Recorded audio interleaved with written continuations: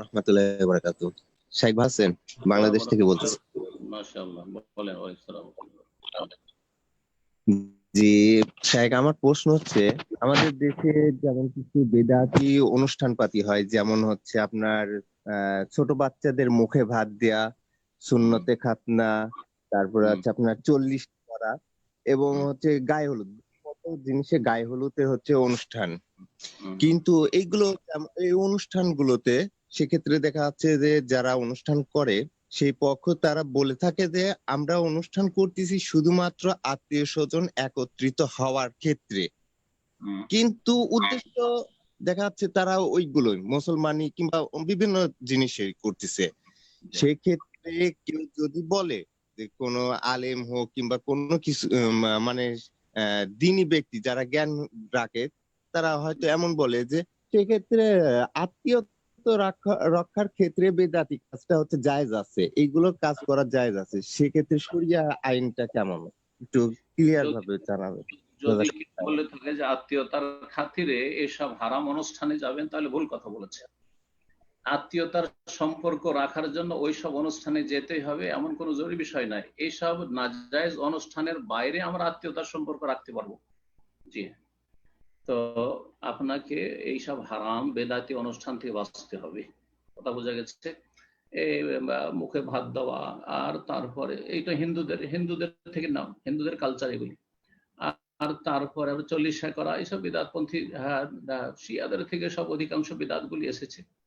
আর তারপরে মেলাদ অনুষ্ঠান, আরো যেসব অনুষ্ঠানের কথা বললেন, খাতনার অনুষ্ঠান, খাতনা করা হচ্ছে প্রাচীন সুন্নাত। তো খাতনা করা যেমন প্রাচীন সুন্নাত, তেমন নাভির নিচের পশম পরিষ্কার করাও তো প্রাচীন সুন্নাত। তো ওরও অনুষ্ঠান করবে নাকি কালকে কেউ? আউযুবিল্লাহ, লজ্জা করা উচিত।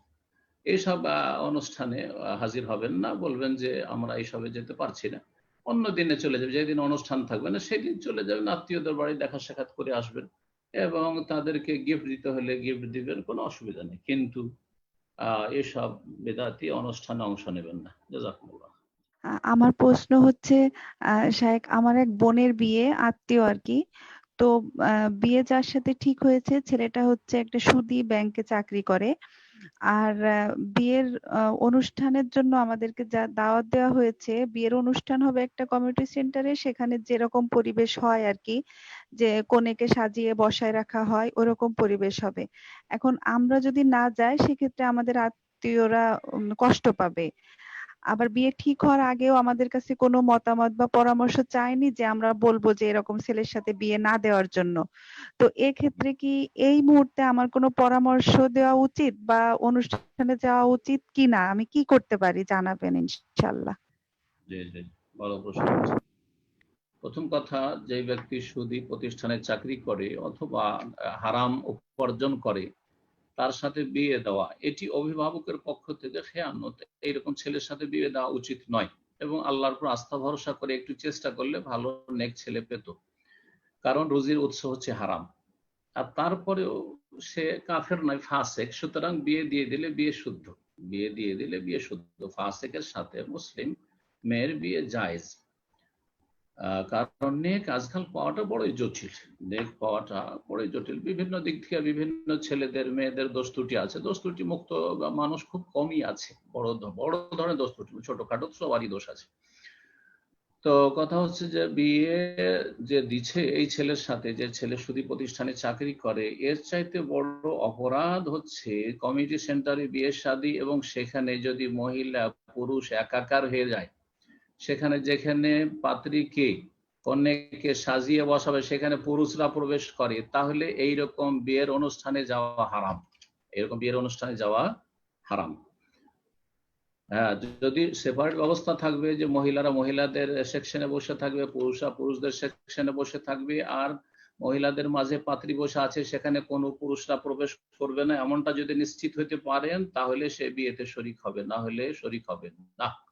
কারণ গুনাহতে শরিক হবেন, আল্লাহর সেখানে অসন্তুষ্টি নাজিল হবে, গজব ক্রোধ নাজিল হবে, সেখানে যাওয়া মোটেই জায়েজ নাই। এই বিষয়টি যেন অবশ্যই খেয়াল থাকে, কারণ আপনার পর্দার হেফাজত করা, হেজাবের হেফাজত করা আপনার উপর ফরজ। সুতরাং আপনাকে নিশ্চিত হইতে হবে আমি যেখানে যাচ্ছি সেখানে পর্দা বহাল রাখতে পারবো কিনা। হয়তো সেখানে গিয়ে বসলেন সেজে গুজে, আর হঠাৎ করে দেখলেন যে পাত্রকে সেখানে নিয়ে আসা হলো, অথবা অনেকে আসলো, বড় বড় নেতারা আসলো, সবাই পাত্রীকে দেখবে আর বকশিস দেবে, গিফট দেবে, যা হচ্ছে আমাদের সমাজ, বাঙালি সমাজ যা হয় তা জানি। সুতরাং এইরকম বিয়েতে যাওয়া জায়েজ নয়। আশা করি বিষয়টি বুঝতে পেরেছেন। শুধু যদি সুদী ব্যাংকে চাকরি করে এটা হইতো, আর যদি পর্দার কোনো বরখেলাফ না হইতো তাহলে বলতাম যে যেতে পারেন, অসুবিধা নাই। কিন্তু তার চাইতে বড় অপরাধ মনে করি এখানে, কারণ আপনাকে কু আনফুসাক ওয়া আহলিকুম নারা, ওই ব্যক্তির সুদ খাওয়াতে আপনার ক্ষতি নেই, কিন্তু আপনার এমন জায়গায় যাওয়া যেই বিয়েতে পুরুষ নারী একাকার হয়ে যাচ্ছে, সেখানে গেলে আপনার ফরজের ক্ষতি হচ্ছে, আপনার ইবাদতের ক্ষতি। আর আপনার ইবাদত হচ্ছে, ফরজ হচ্ছে হেজাবের হেফাজত করা। আল্লাহ যেন বুঝার তৌফিক দান করেন। আর এই ক্ষেত্রে কে সন্তুষ্ট হইলো আর না সন্তুষ্ট এটা দেখার বিষয় না, আমার রব সন্তুষ্ট আছে কি এটা দেখার বিষয়। আল্লাহকে আগে সন্তুষ্ট রেখে তারপরে মানুষকে সন্তুষ্ট করার চেষ্টা করতে হবে। আর মানুষ সন্তুষ্ট হইলো কিনা দেখবেন, তাহলে আল্লাহ সন্তুষ্ট হয়ে যাবে। আর আল্লাহ সন্তুষ্ট হয়ে গেলে কোনোদিন কল্যাণ পাবেন না। সুতরাং কে রাজি হলো নারাজ হলো সেগুলি দেখবেন না, দেখবেন যে আমার রব রাজি আছে কিনা। তাদেরকে বুঝাবার চেষ্টা করবেন যে যদি এই শর্তে আমি তোমাদের বিয়েতে যাব, যে যদি মহিলাদের সেকশন আলাদা থাকে, পুরুষ সেকশন আলাদা থাকে, আর সেখানে পুরুষ নারীদের অবাধ মেলামেশা না থাকে, আর সেখানে গান বাজনা না থাকে, আর নাজায়েজ হারাম কোনো অনুষ্ঠান না থাকে, তাহলে যাব। জাযাকুমুল্লাহু খাইর। বারাকাল্লাহু ফিকুম। তো ইনশাআল্লাহ এই পর্যায়ে প্রশ্ন করবেন সুলতান মাহমুদ, আপনি প্রশ্ন করুন।